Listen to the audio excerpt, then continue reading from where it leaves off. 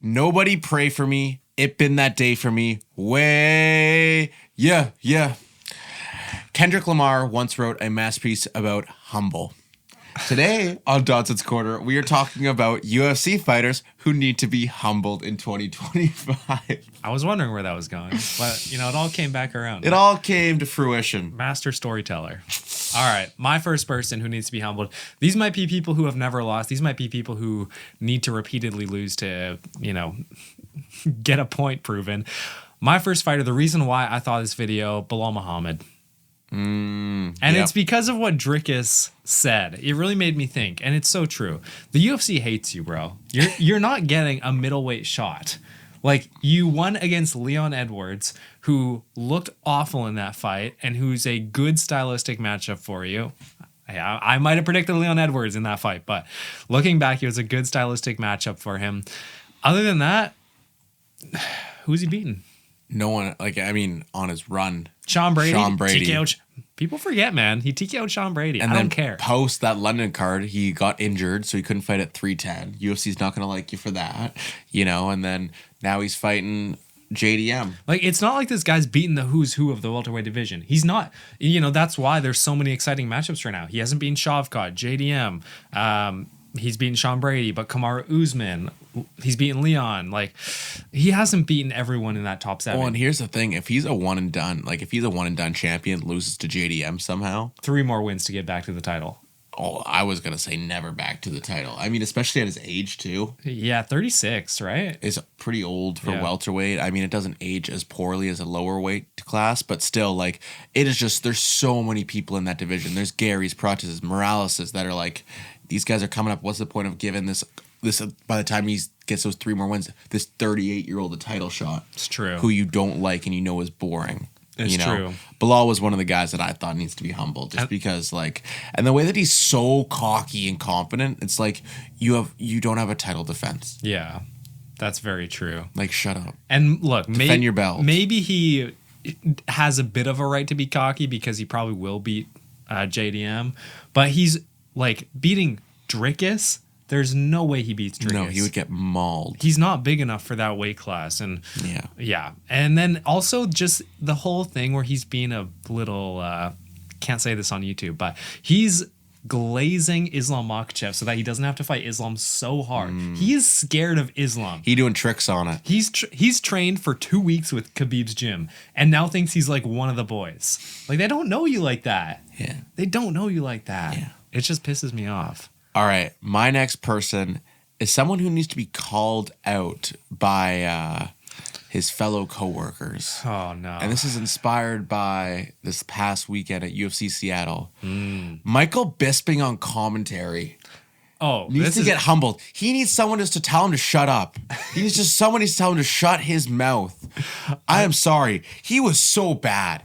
He actually the way he just glazed Cejudo in that fight just was glazing he was taking the most extreme opinions ever, which is from a commentator, we don't want that. We want what is actually going on. Stop the second that, Cejudo lands a tiny spot. Oh, that was nasty. And then Yadong lands a combo. Oh, I barely nicked him. Yeah, that I was actually tweaking in that fight. Yeah, the combination of Cejudo's antics and Bisping's commentary, I stormed out as soon as that fight was over. I didn't even look at the decision. I was like, all right, I'm leaving. Yeah, Bisping might be the worst commentator right now. It's probably not even close, actually. Who else is worse than him? I mean, DC has some bad takes, but he's on a good team. Because he's probably been humbled before by Joe and John. They tell him to settle it down, sir. Yeah. And they love Bisping, and I can't stand him. Yeah. He just has no good opinions on commentary. And what you said is so true. Yadong would land a 3-piece combination and stun Cejudo, push him back, and they wouldn't say anything. Bisping would say nothing. And then Cejudo lands one jab and it would seem like Yadong's almost KO'd. Yeah. Seems like he would have dropped him. But no. And it was the whole fight night. Mm-hmm. He was picking his person. He was so biased. Yeah. Even Was it the Menafield fight as well, where he I was thinking the Menafield. Yeah, where Menafield was getting pieced up in the first round, and then he landed one jab, and he was like, "Oh my goodness, the veteran mentality, the veteran mentality of this guy, bro." Menafield. I think he pulled it out in the Rob Font fight too. It was just like, man, this is enough out of you for today. Yeah, that's true. Oh, and he was hating on Gene Silva too so much. Was he? Yeah, for like all of Gene Silva's antics. Oh, yeah. And then he got shut right up. Yeah. He was saying like, oh, this guy needs to stop high-fiving people in fights. And then boom. 1 second later, Gene Silva gets a KO. Yeah. All right, my next guy, someone who I'm famous for. You can't do this to my boy and get away with it. Khamzat Chimaev is getting humbled by Dricus du Plessis. All right? I don't want to hear anything about it. People are overlooking Dricus, and this is the perfect performance where he's just going to go out there, game plan right, improve another 10%. You know, he's going to stumble for the takedown in the third round, maybe take himself down. Who knows? I could see that happening. And Khamzat's going to be like, brother, this guy sucks. And then he's not going to be able to do anything. He's not going to be able to submit him. If Dricus du Plessis beats Khamzat Chimaev in their next fight, middleweight GOAT. Mm-hmm. And you can't tell me otherwise. You cannot make a case for Anderson Silva. So recency bias, but so true. But it's not. No, it is. No, I think that it's tough because, Anderson Silva was beating substitute teachers and plumbers. Mm-hmm. Dricus du Plessis is beating the best middleweights in the world. Yeah. He is making the number 2 middleweight GOAT of all time look like he's never laid on the mat before, when Adesanya's clearly done some sort of jiu-jitsu in his career, I would assume. Yeah, I think that's fair to say. Grabs the leg, takes him down, taps him out. Instant. In 9 seconds as to getting him on the mat. Yeah, well, that's a fair take. I just think Khamzat needs to be humbled. I'm done with these Khamzat glazers right beside me saying that he's going to be light heavyweight GOAT, middleweight GOAT. The dude doesn't even fight. Come on, dude. He doesn't fight. All right. Moving on. My first actual fighter. Movsar Evloev. That guy actually thinks he's good because he barely beat Sterling. He has that big win over Lopez on short notice 2 years ago. Was that Lopez's first UFC fight?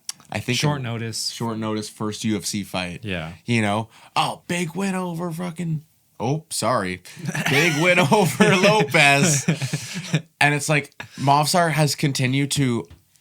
My biggest gripe with fighters is when they do not show me anything new or anything that's actually like Evloev is good, but I am just not seeing levels to his game, Evloev can strike.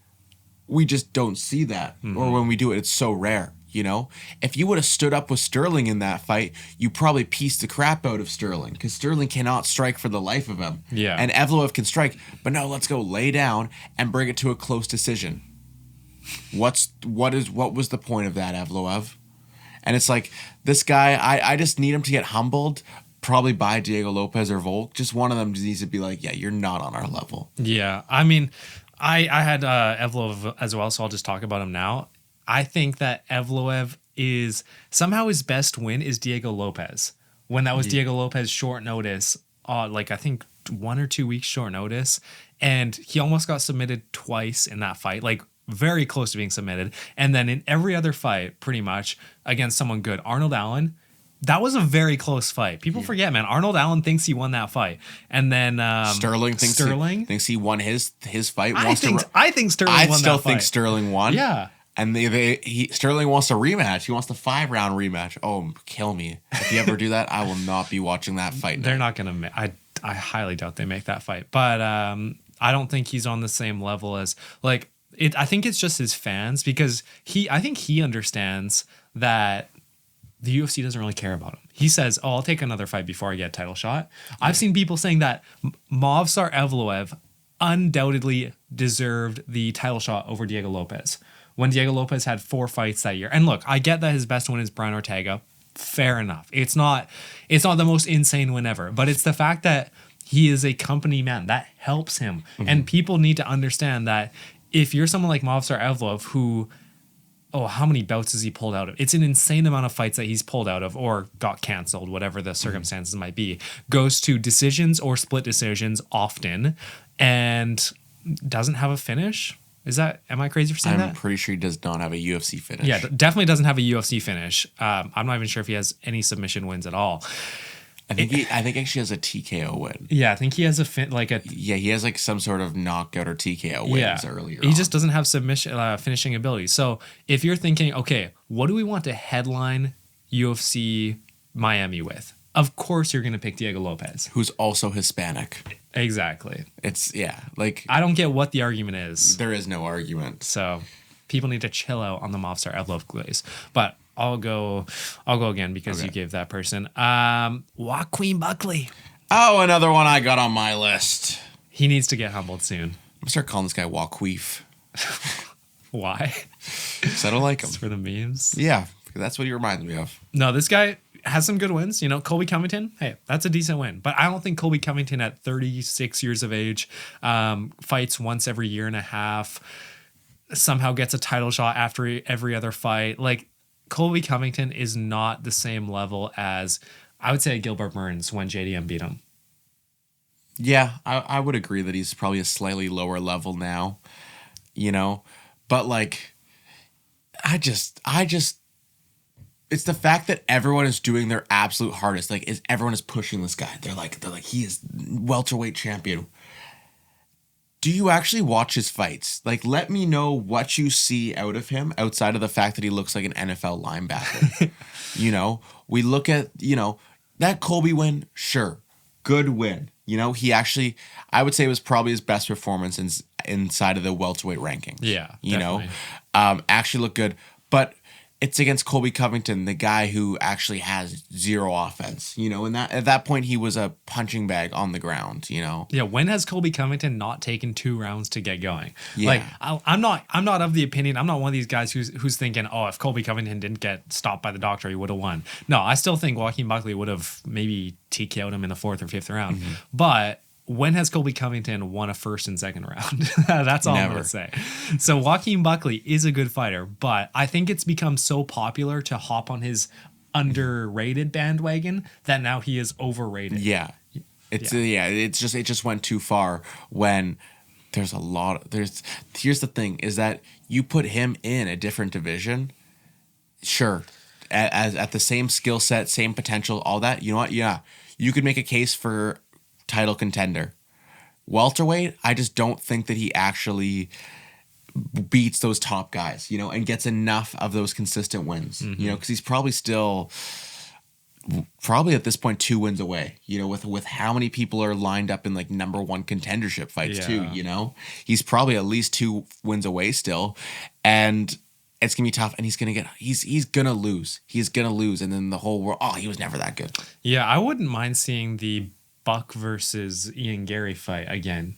Yeah. Because I think that's a great fight where it proves that he can beat someone his age, someone who's an up-and-comer who obviously is a very talented fighter, rather than beating a Kamaru Usman who's also, if he gets the win, people are going to be saying it's a washed-up Kamaru Usman, doesn't matter.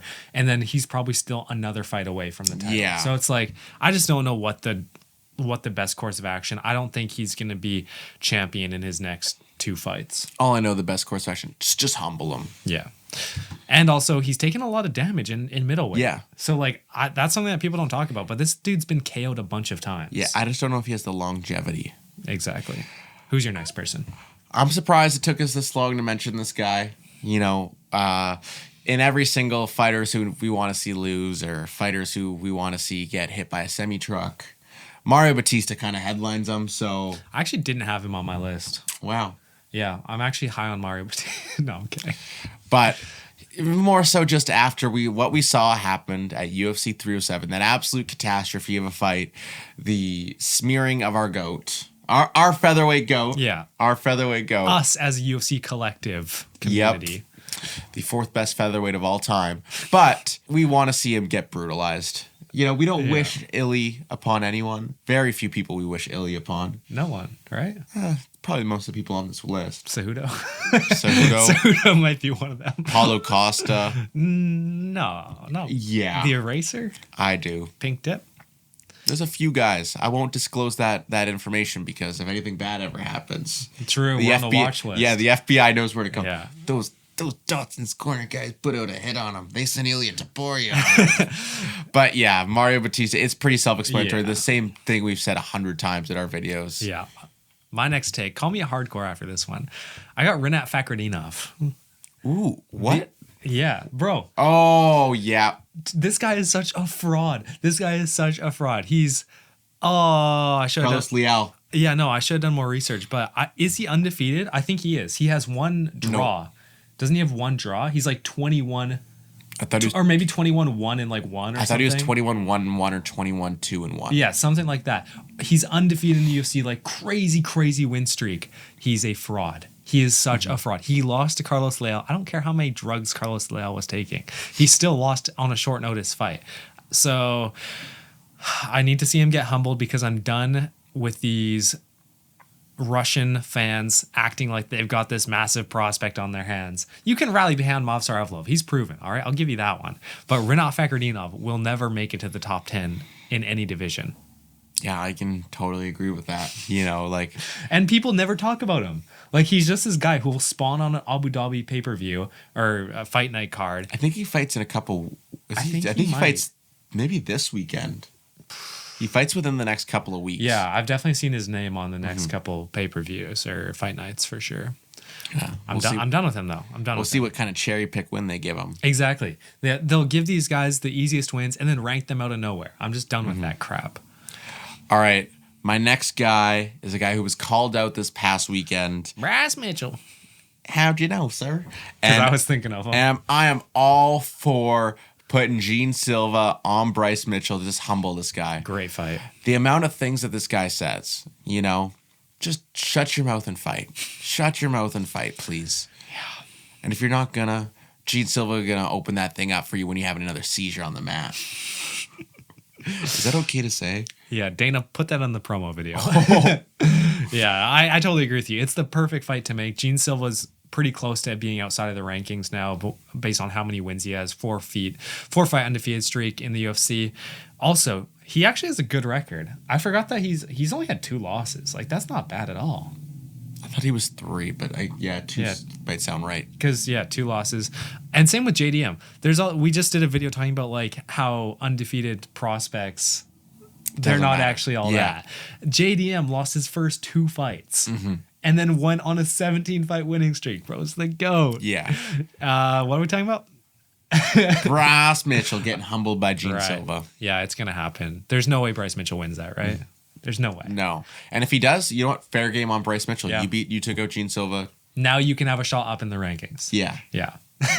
But I think Gene Silva would have if you lose, you're getting cut. Gene Silva would have some crazy comebacks in the press conferences, I feel. Do you think that Bryce Mitchell actually makes the UFC any money? Like, is there a reason to have him there? I don't know. I feel like there's maybe a very niche audience that likes him. Yeah. Like you think Strickland is alt-right, but Strickland's alt-right fans support Bryce Mitchell. That's the type of fans that Bryce Mitchell has. I remember when he used to be your favorite fighter.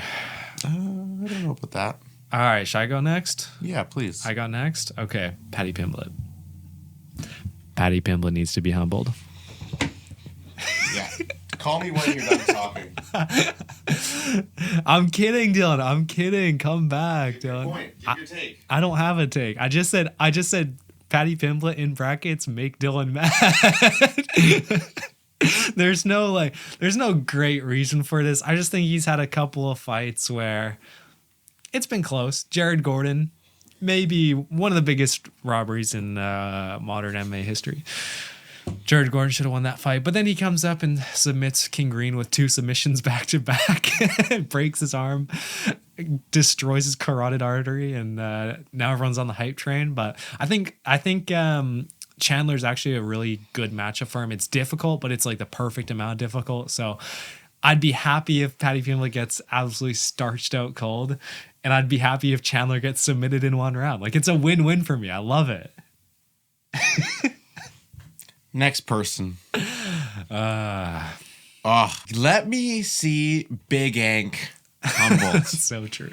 Because I am just like, this is very similar, I think, to a Movsar Evloev take. Yeah. What has this guy actually done? You know, Evloev might have better quality wins than Big Ank.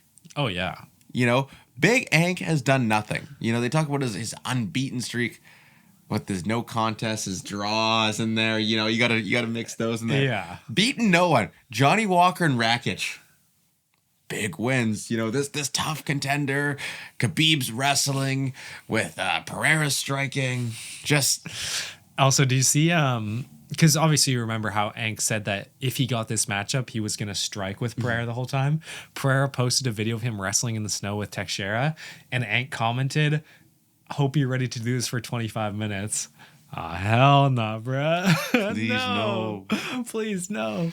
But it's like, I know I have forever been on the Ank hate train, you know? I might have even picked Rakic to beat him in that last fight. Or I made the case for Rakic, you know, saying Ank's not that good, all right? And if Rakic was good, he would have had a shot, but he didn't. Yeah, but Ank is just so bad. Mm-hmm. Like, in a division where, you know, why have we not seen this guy fight Yuri or even Jamal Hill? Why have we not seen Ank fight either of those two former champions, you know?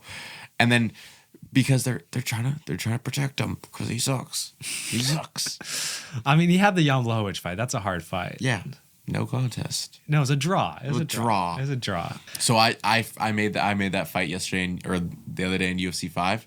Got the calf kick TKO with Pereira over Ank. Really? Yeah. Oh my goodness.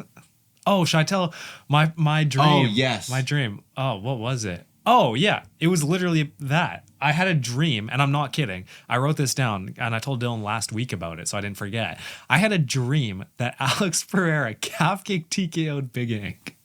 And that's it. That was the entire dream from start to finish. Alex Pereira, I don't remember what round it was or anything, but he just got the calf kick TKO, and we were hyped. Oh, I can imagine. Like, we were Ank's screaming. legs just broken on. Ah! Ah! Yeah. That's a real dream. I'm not kidding. Did I sound like that in the dream? Ah! In a different dream, yeah. You're screaming for your life in my dreams. Help me. All right, how many more you got? I got one more. Me too. All right, I'll go. Manel Cap.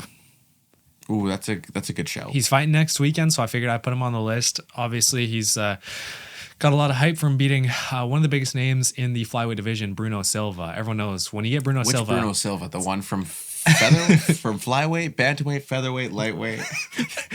There's one in every division. There really is. No, but everyone knows that if you beat Bruno Silva, you get an instant title shot. So Manel Cap has a lot of hype right now, and he looked good in his last performance, but people forget, man. Kaya Sakura beat him by decision. Are you seeing that Pantoja versus KKF's going to be 316 now? I did see that. Yeah. Who knows? Who knows? I'm sure it's probably true. Yeah. Like, because there's no need for that to be on 314 anymore. Well, it can't be on 314. No, and there's no need for it to be held up for any longer, too. Yeah. Like, just make the fight. Well, yeah, and if you put on 316 as the technical main event, it allows for you to showcase Poirier in the co-main in his last fight, too. That's true. You don't have star power outshining it. Yeah, because surely he'll be fighting in Newark, New Jersey, right? That's Louisiana. No, 316 is New Jersey. They're going back. I thought it was Missouri. And he actually fought on the last Newark, New Jersey card too, on 302. That was in New Jersey against Makhachev. Interesting. Who knows? Maybe. I think it's the second most common place that they go outside of Vegas. No. Second most common place? Oh, it would be California. Yeah, it must be California. But New Jersey's up there. They go there at least once a year. And Utah too. For some reason they love, like in the past couple of years, at least once a year they go, Salt Lake City. I don't know why we're heading back. Elevation. Yeah, it's ridiculous. Who was I talking about? Manel Kape. Manel Kape, yes, that little Portuguese man. I just think it's time for him to be humbled. He got humbled by Makhachev, and then Makhachev got cut, so Makhachev got humbled, so it didn't even work. Yeah. And then Manel, yeah, he runs his mouth maybe more than any fighter ever, other than like Conor McGregor, and he's like 5'2". So I could humble him. Trust me, I could humble him. Let's prove this. Manel Kape, hit us up. Yeah, we'll make it happen in the studio. We'll move the desk. And we'll just get some mats. Yeah. All right, moving on. My last fighter. A guy who I just need to see beaten again. I would really like to see him get knocked out by the interim champ, because he is a man who just somehow was the interim champion at one point, lost to Jones, and then just got that robbery win over Volkov just really soured me on him. It's Ciryl Gane. He's another guy that I'm convinced isn't actually that good. You know, like I don't know if it's just the fact that heavyweight is so bad, or if the UFC just thought this French superstar was going to take over the division, so they just pushed him up there. I don't know what it is about him, but I just can't stand him. And I still don't get why there was that weird decision at the last pay-per-view. That was so weird, because it doesn't even seem like it was a UFC, like, got their, like, opinion in there. Like, we had just had some rogue judges.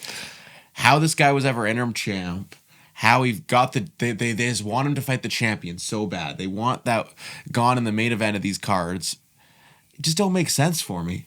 Yeah. So he needs to get humbled. Like, I'd like to see him 1-2 comboed by Tom Aspinall. And for heavyweight, he's not even exciting. No. Like, he's a point fighter at heavyweight, which I knew that Volkov fight was going to be trash. Or, like, it wasn't awful, but it was not great. It was better than him versus Pav, so. It was better than him versus Pav. And it was better than Pavlovich versus Rosenstrike. Yeah. And Rosenstrike got cut for that. So, Pavlovich is, man, that dude sucks now. That dude sucks. I think they should make Ciryl Gane versus Pavlovich.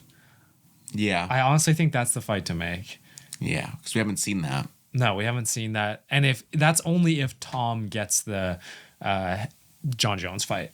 If Tom doesn't get the John Jones fight, then sure, make him versus Ciryl Gane. That's the only That's the only matchup. No. Do not have the interim champion defend his belt again. No. That would have to be if John Jones got. Oh, if he released it. Yeah, if he retired. If he retired. For the belt. John Jones versus Ciryl Gane. Ciryl Gane gets another chance at the belt. They would 100% make that fight. Of course they would. They love that fight. Yeah, and you may as well just make Pavlovich versus Volkov too, and No, they do. I mean, if they want to sacrifice Pavlovich, they could give him to Almeida. Yeah, that would be a funny. Yeah, fight. That's the IOU one to Volkov. Is just you don't have to ever fight Almeida. That's fair. I mean, Volkov's getting submitted. Thank you, Mr. Dana. Yeah. All right, that's going to wrap it up for us today. Go down to the comments. Let us know which UFC fighters you guys think need to be humbled. While you're down there, make sure you guys are liking and subscribing. Appreciate all the love and support on all the videos. And we'll see you guys next time. Peace. See ya.